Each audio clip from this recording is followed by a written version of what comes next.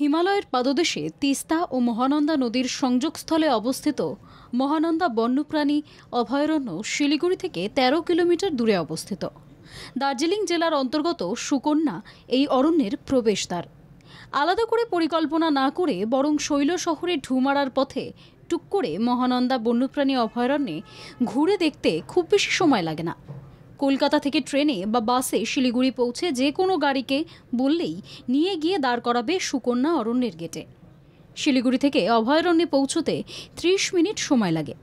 বাগডোগরা থেকে মহানন্দা অভয়ারণ্যে পৌঁছতে ১ ঘন্টা সময় লেগে যায়। প্রায় ১৫৯ বর্গ কিলোমিটার আয়তনের সুকন্যা অরণ্য ১৯৫৫ সালে গেম স্যাংচুয়ারি হিসেবে পরিচিত ছিল।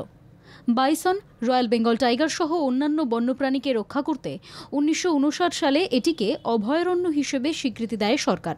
সর্বোচ্চ ১৩০০ মিটার উঁচু এই বনের ৬০ ভাগ পার্বত্যভূমি এবং অবশিষ্ট অংশ সমতল।